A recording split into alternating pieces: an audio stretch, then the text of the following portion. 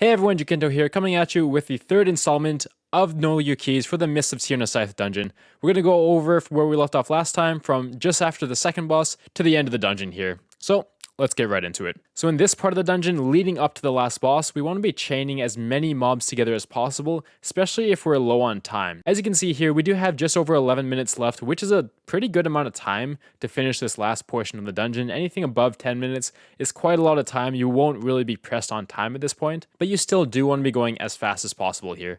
So let's play this out, just waiting a little bit for the mist to clear until we drop down. And do make sure that if you have a Night Fae in your group, someone's grabbing the skip right after this boss here, and it'll be right by the water at the ground. It's just this seed to the right, so make sure someone's grabbing that. So the first pull here, we are going to pull the first pull right as we get down here. Some people opt to skip this pull. We're not able to, unfortunately, unless we use stealth. A lot of people can use some kind of hard CC, like a sap or something like that. Or if they have a demon hunter, they'd use their hard CC. Just anything that CCs the mob to the left, this one right here, and won't pull them even if you get close. But since we unfortunately don't have that in our group, we do have Hex, we have Root, we have Trap, but they will all pull if we get close to the mobs. So we do have to end up killing them. We also opt not to use a stealth potion here as well. We are pretty good on time, so we can afford doing this one pack. It also depends on your percentage coming out of the second boss, coming out of the maze. As you can see, we're at 63%. That's on the higher end of percentage of the route that we took coming out of the maze there. Sometimes you'll end up around 57%. So the pulls that you do will depend on your percentage, but we'll see more of that as you approach the end towards the last boss here. So this first pull here, we have 1 Staghorn and 2 Acid Gullets. The Staghorn will do Stimulant Resistance first, which is an interruptible cast. If it gets off, it'll put a shield around all nearby enemies, including itself. And the second cast it'll do is Regeneration, where it'll heal itself as well as any nearby enemies. So you want to make sure you have 2 interrupts back to back for the Staghorn. Call it out if you're in comms. If not, I would type in party chat just to make sure that everyone doesn't use their interrupt on the first one. Then you won't have anything to interrupt the second one with. And this is a lieutenant mob, so you're not able to use any displacement movement on the Staghorn there. So you can't grip it, you can't knock it back to interrupt that cast. It has to be actually interrupted. You also have the 2 Acid Gullets, and the only thing they'll do is put a green AoE circle around a random player. It's called Volatile Acid, and if another player is standing within that circle, they'll get damaged, and that player also gets damaged as well. So for that, just make sure you're spread out a little bit, and you'll be fine. So going into this pull here, since we're just doing it separately, it's not a very dangerous pack to pull. There's only 3 mobs here. If I were to pull another pack along with it, it can be a bit difficult since it's so far away from the other packs. But what I'd do is I'd go down a bit. I'd stealth past here or somehow get past this mob without pulling it, and I'd pull either 1 or 2 of the mobs on the side and pull it up here to where this mob is instead of just pulling this mob down, as it's a long way for that mob to travel. A lot of things can happen within that time. But we're just going to pull this pack as a single pack here, and as you can see, we have no Bone Shield stacks. We do have a bit of Runic Power, a decent amount of Runic Power actually, which is good, and almost all of our cooldowns are up. Vampiric Blood will be up as well once we hit the pack here. So just seeing how this plays out, again, really focusing on getting those interrupts. We do have Arcane Torrent, since we're a Blood Elf, to really get the shield off the mobs if the cast gets off, but we want to make sure we're interrupting as much as possible. You can see we are using Vampiric Blood as well as a Rune Tap off the bat there. Might as well use it just to mitigate that initial damage. And if you see on the map here, my DPS isn't quite caught up. The Hunter's a little bit behind because he's the one getting the skip, but we're okay to just pull. Might as well pull, just get some initial damage on the mobs here. And you should be safe to really heal yourself up, even if the healer's not there as well. Again, it's not a very dangerous pack. You can kite the Acid Gullets if you need to as well, and just have the Staghorn hitting you, but not a whole lot going on here. Making sure you get the interrupts, making sure you're spread out. As long as that's okay, then you're all good. Right now, if you do the single pack like I did, you want to make sure you're really saving your cooldowns for the next pull, because the next pull is when we're going to do our double pull. And if you don't do a double pull off the bat, I recommend doing the double pull on the next pull, which you'll see in a second here. And right here, this is where the pride is going to vary as well. If you were at 57% after the second boss, you will get Prideful Mob after this pack. So in that case, you do want to pull it as a single pull, most likely, unless you're really good with killing everything down at the same time. But for most groups, especially in a pug, you would want to do this as a single pack if you're at 57% after the second boss, because then you'll get the pride, and then you'll be able to do that big pull safely with the extra damage and healing that you're going to get. But since we had the pride before the second boss, due to how the maze went, we won't get that pride there. We're going to get it after the big pull here. So just about to get this single pack done.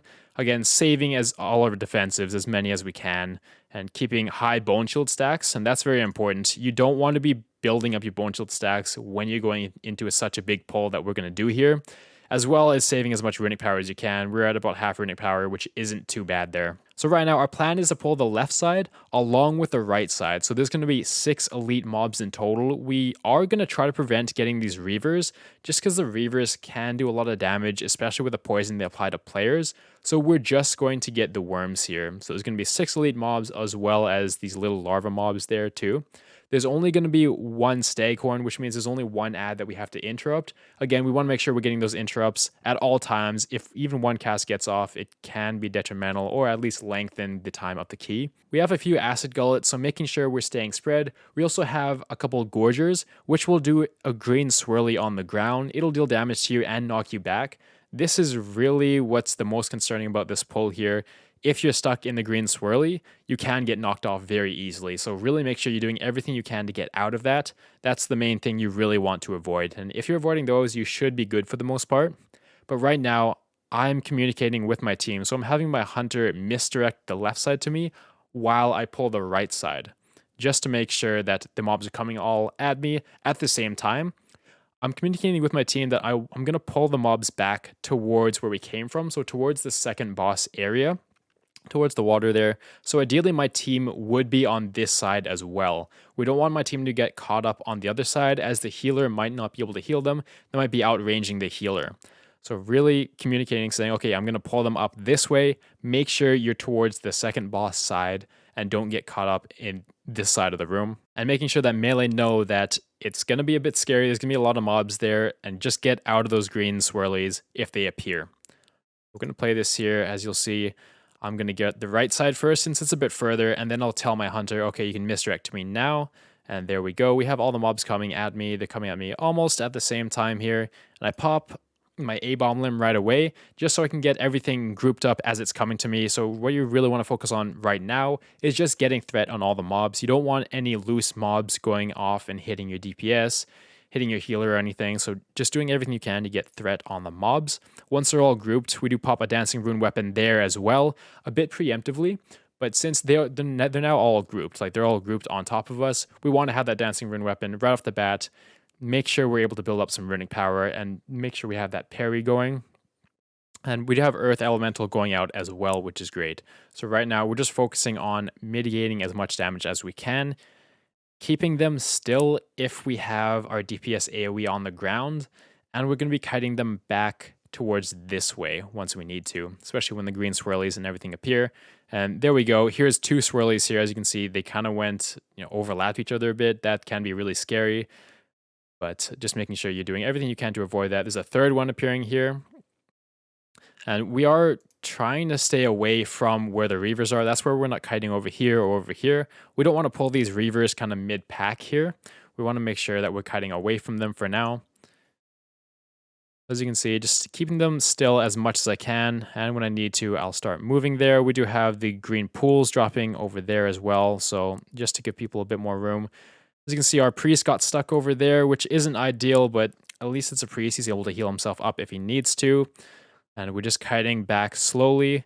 We don't need to do any big movements right now, but just kiting back, making sure we're not getting hit by the swirlies. We pop Icebound 42 there as well. As you can see, we're taking quite a bit of damage, so just popping that IBF. We pretty much have all of our defensives used, but we have Empiric Blood coming up soon if we really need to use it. Mobs are getting low, and what's great about these as well is, apart from the Staghorn, you're able to kite all the other mobs. So if you just drop a Death and Decay slow, you're able to kite all the other mobs, and you don't really need to use anything else. So if that's something that you want to do, if you're out of defensives, definitely do that. Drop that D&D slow, run away, and you can kite the mobs very easily. That's what makes this part of the dungeon a lot easier than the other parts. You're able to kite everything easily. They don't really do a lot of deadly things. So if you need to kite, just kite. And here we go. We did get the interrupts on the Staghorn, which is great. As you can see, we have green swirlies going on, which people are avoiding, and we have the volatile acids around players, making sure they're spread out. And here we do have Sanguine going down, so that's why we're moving a bit more now as well, because it is Sanguine. Of course, we don't want the ads to get caught up in there, especially if one dies and the whole group gets caught up in a Sanguine. So just pulling them out, and once they get low, we're going to keep moving. And right here, so now we got Pride. We were at just above 63% after the second boss. So if you're at just over 63% after the second boss, that's when you're going to get Pride. If you do that double pack, you'll get it right after that. So you do want to be mindful of that.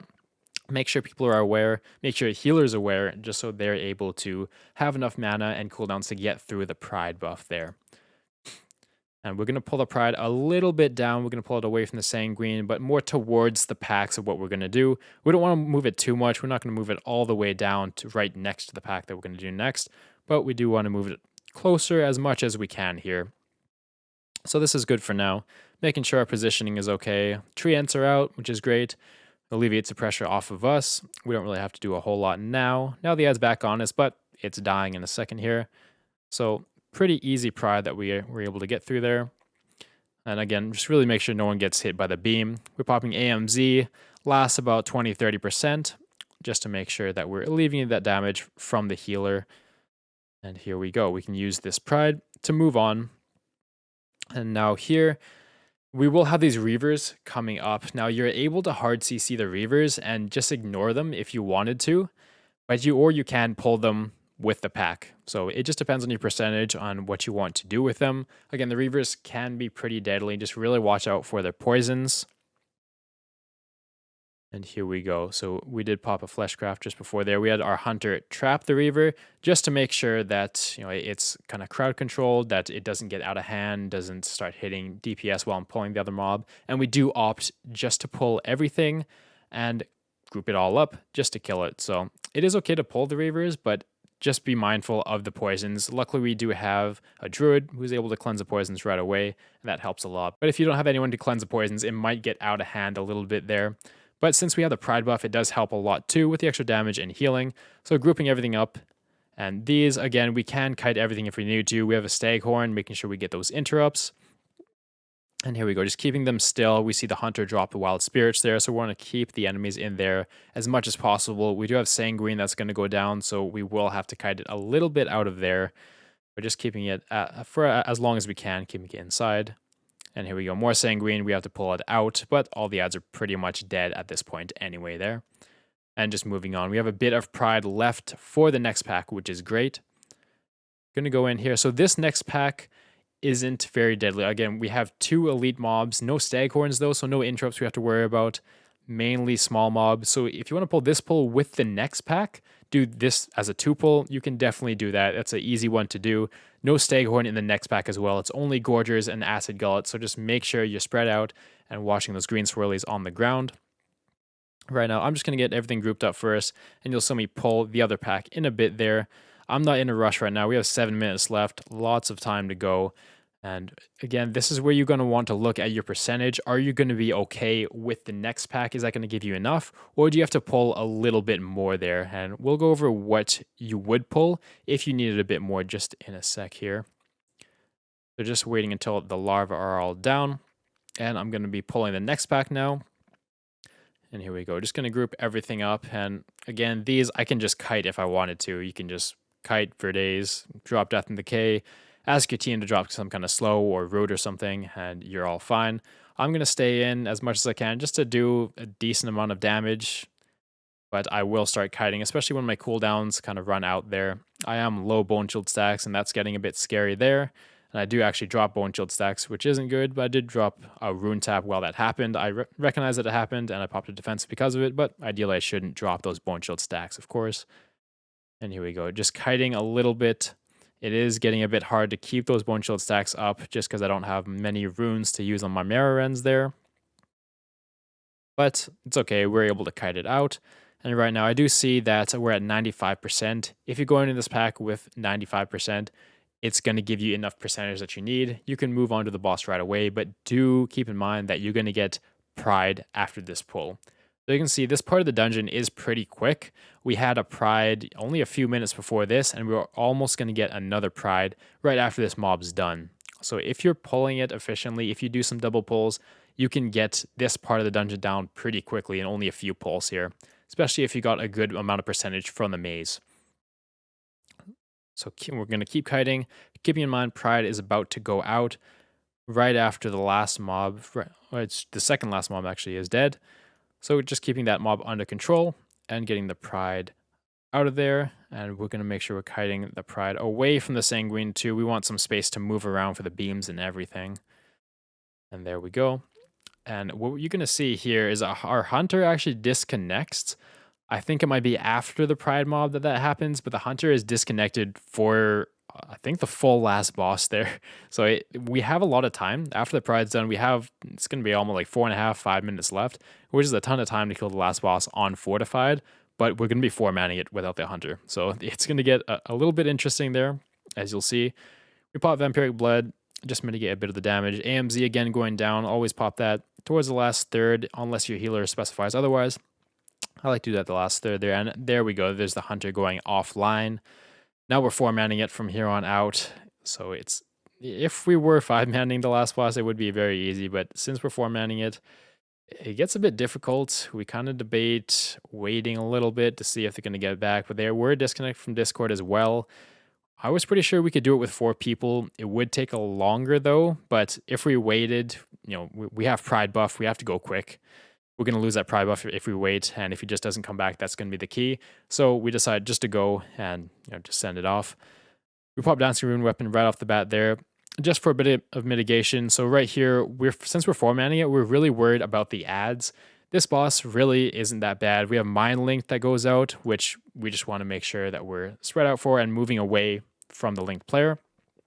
Usually I'll get the consumption interrupts with this boss. So I'll specify to my team, okay, I'm going to get all consumption interrupts. If I need someone for backup, I have my interrupts here. And I use Omni CD to track these interrupts. It's really useful to have for sure.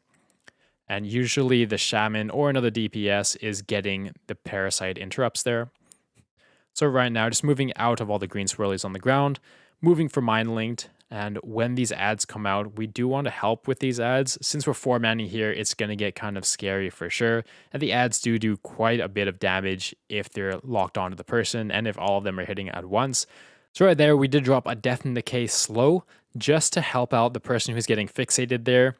And that really helps having that slow. It starts off as a 90% slow, which is awesome. We also popped the Abomination Limb there as well, just to grip the ads away from the person who's kiting the ads around.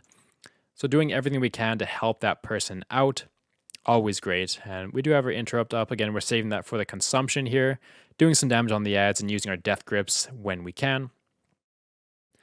And here we go, just back on the boss. Everyone's cooldowns should be down by now. We got the boss down to a good amount with the Pride buff, but it's going to go quite a bit slower now. And the ads, hopefully they won't get overwhelming since we're 4-manning it too. We get that consumption interrupt. We see ads are up again, dropping another Death in Decay slow over there. Help that person out there. Our Druid also almost goes down. It was very close there. And again, just doing everything we can. Getting those Chains of Ice is a great slow to use as well. Individual slow, but Chains of Ice, I think it's underrated. A lot of people don't use it a whole lot, but I really like to use it to kite, especially Gargans in Halls of Atonement. It's really good at Chains of Ice them. Really get them under control here. But yeah, if you need just a solo slow and you don't have Death in Decay, use that Chains of Ice there. And Mind Link, as you can see, as a tank, we do move away from Mind Link as well. Even if we get out of range of the healers, we can heal ourselves up for the most part pretty easily. Dropping another Death in Decay, moving out of those green swirlies as we can. Our Druid actually got mind control there, so just making sure we're breaking them out as soon as possible. So we miss an interrupt, which isn't ideal, but able to break them out right away. Our Hunter came back, actually, but he unfortunately got teleported to Ouroboros already. So we're still stuck 4-manning it. Hunter is not even in the dungeon anymore.